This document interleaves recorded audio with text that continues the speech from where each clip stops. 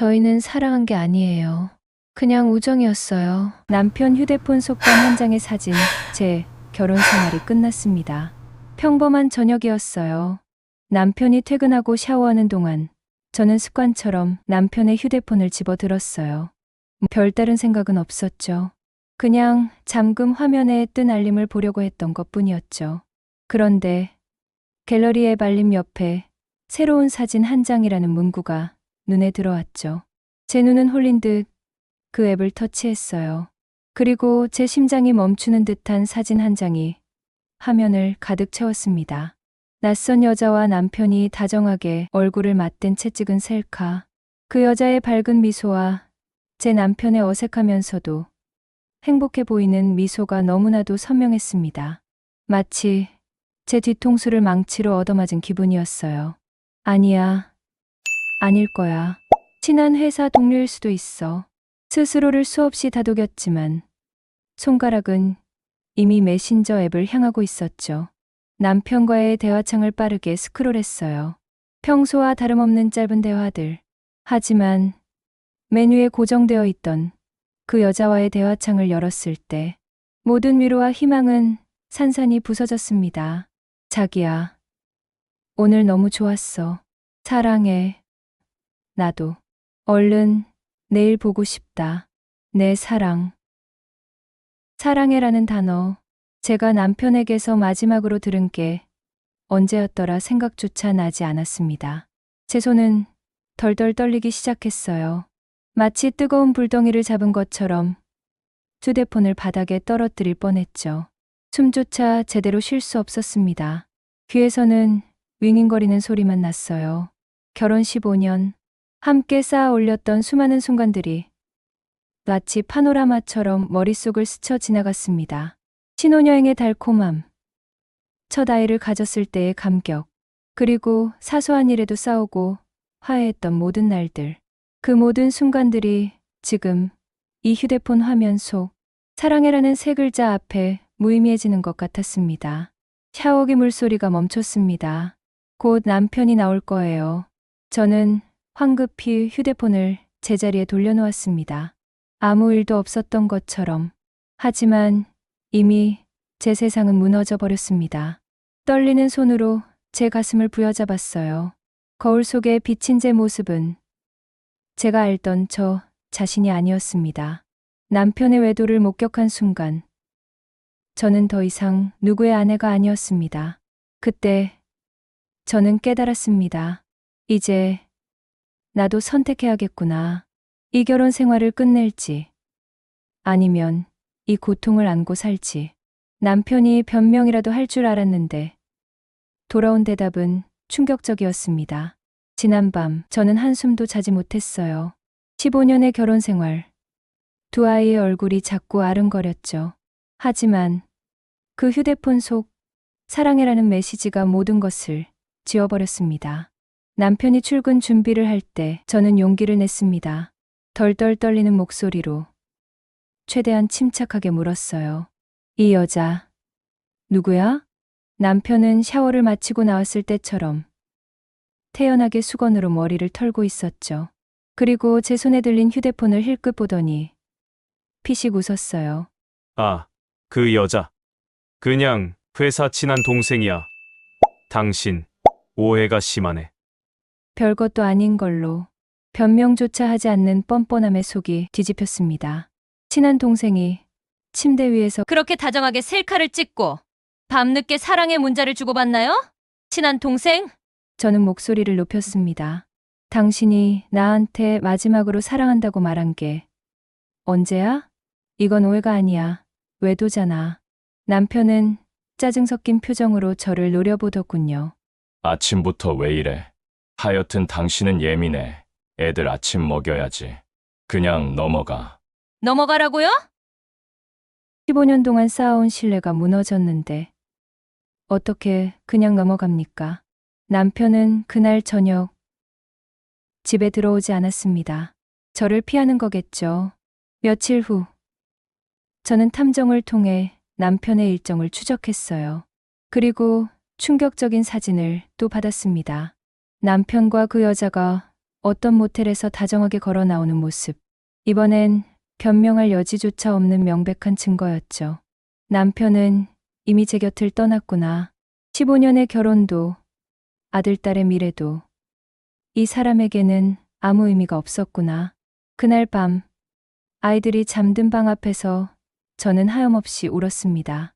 제가 지켜야 할 것은 아이들과 저 자신의 존엄뿐이라는 것을 깨달았죠. 새벽, 저는 눈물을 닦고 일어났습니다. 더 이상 망설일 필요는 없었습니다. 차분히 인터넷 창을 열어 변호사를 검색했어요. 마음속으로 굳게 다짐했습니다. 이제 이혼이다. 그리고 그 여자에게는 상간녀 소송으로 책임을 물을 것이다. 저는 남편과 이혼 소송을, 동시에 그 여자에게 상간녀 소송을 걸었습니다. 변호사를 선임한 후 제 삶은 완전히 바뀌었습니다. 더 이상 울지 않았죠. 오로지 복수와 정의를 실현하는 데 집중했어요. 제 목표는 두 가지였습니다. 남편과의 관계를 끝내는 이혼 소송, 그리고 가정을 파괴한 그 여자에게 책임을 묻는 상간녀 소송. 드디어 법정에서 남편과 마주했습니다.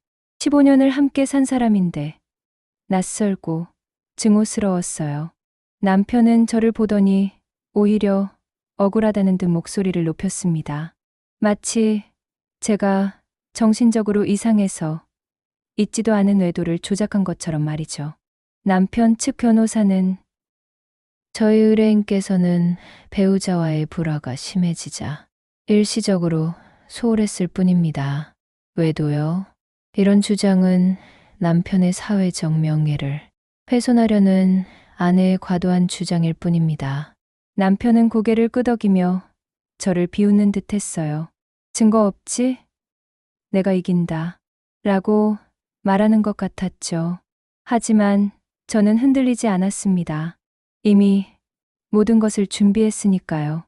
제 변호사가 차분히 증거를 제출하기 시작했습니다. 첫째, 남편과 상간녀가 주고받은 수백 건의 카카오톡 메시지. 단순한 동료 관계가 아닌 애정을 주고받은 명백한 대화 내용이 스크린에 떴습니다. 둘째, 모텔 및 호텔 영수증과 CCTV 자료. 특정 날짜, 특정 장소에서 함께 시간을 보낸 증거들. 셋째, 결정적인 사진. 두 사람이 침대 위에서 다정하게 찍은 셀카까지. 남편 휴대폰에서 제가 직접 발견했던 바로 그 사진이었죠. 증거가 하나씩 공개될 때마다 법정 안의 공기는 얼음장처럼 차가워졌습니다. 방청석에서는 웅성거리는 소리가 들려왔어요. 남편의 얼굴은 점점 굳어졌고 그 뻔뻔하던 표정은 사라지고 패닉에 따진 사람처럼 보였습니다. 남편 측 변호사도 당황하며 말을 잇지 못했죠. 재판장님의 차가운 목소리가 법정을 가득 메웠습니다. 저는 속으로 승리를 확신했어요. 하지만 그때였습니다. 남편이 갑자기 자리에서 벌떡 일어나 믿을 수 없는 말을 외쳤습니다. 재판장님, 다음 증인 신청을 하겠습니다. 이 소송의 진실을 밝혀줄 사람입니다. 그러나 더 황당한 일이 기다리고 있었습니다. 남편이 상간녀 소송의 증인으로 바로 그 상간녀를 데리고 왔습니다.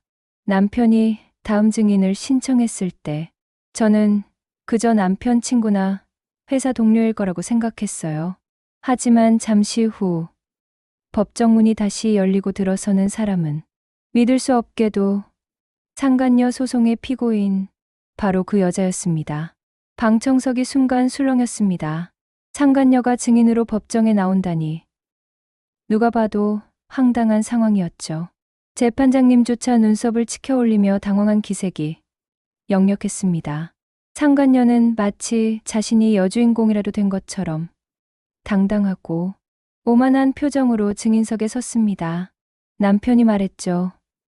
재판장님, 이 여자야말로 진실을 말해줄 겁니다. 원고의 주장이 얼마나 허위인지 증명할 수 있는 유일한 증인입니다. 제 변호사는 곧바로 이 일을 제기했어요. 재판장님, 상간녀는 이 소송에서 가장 중요한 이의 당사자입니다. 이것은 재판을 기만하는 행위입니다. 남편 측 변호사는 득이양양하게 맞받아쳤습니다. 남편 측 변호사는 증인 자격은 재판장님의 고유 권한입니다. 저희 측은 현재 저희 변호인의 요청에 따라 출석한 참고인이자 사실관계를 진술할 사람입니다. 받아주셔야 합니다. 재판장님은 잠시 망설이셨지만 결국 증언을 허락했습니다. 저를 향한 남편의 눈빛에는 꼴 좋다는 조롱이 담겨 있었습니다. 상간녀가 입을 열었습니다. 저는 사실 아내분이 저를 오해하고 계신다고 생각합니다. 순간 저는 혼자 말을 했죠. 오해? 내 남편과 모텔 영수증까지 찍힌 게 오해라고? 상간녀는 태연하게 남편과의 관계를 설명하기 시작했어요. 그리고 곧이어 황당함의 극치에 달하는 말을 내뱉었습니다. 저희는 사랑한 게 아니에요. 그냥. 다음 순간 법정 전체가 숨을 멈췄습니다. 그 여자의 입에서 나올 단어가 무엇이든 이 재판의 흐름을 바꿀 것 같았죠. 상간녀의 증언은 누가 들어도 황당했습니다. 법정 전체의 시선이 증인석에 꽂혔습니다. 상간녀는 잠시 숨을 고르더니 오만하게 웃으며 말을 이었습니다. 저희는 사랑한 게 아니에요. 그냥 우정이었어요. 힘든 회사 생활을 함께 견디는 동료 사이였을 뿐입니다. 카톡에 사랑해. 그건 저희끼리의 친밀한 인사였어요. 그리고 잠자리는. 법정은 경악으로 가득 찼습니다. 아내인 저는 분노를 넘어 이들의 뻔뻔함과 어리석음에 실소할 지경이었습니다. 남편은 황급히 상간녀의 말을 거들었습니다. 네, 맞습니다. 우정 때문에 같이 밥 먹고, 우정 때문에 술 마시고, 우정 때문에 하룻밤을 보냈을 뿐입니다. 저희는 죄가 없습니다. 제 변호사는 침착하게 반론했습니다. 두 분의 주장대로라면 법이 정의하는 부정행위의 기준을 완전히 무시하는 것입니다.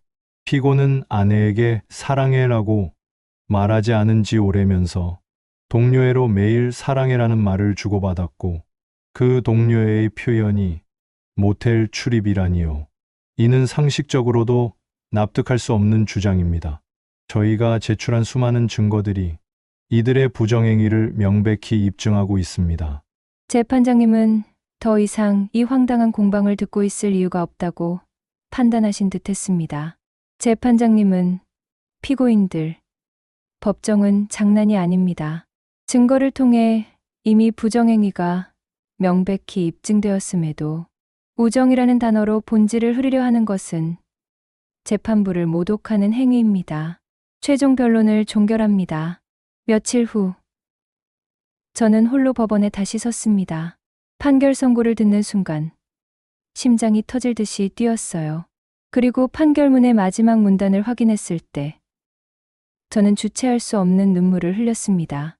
남편과 상간녀는 결국 패소했습니다.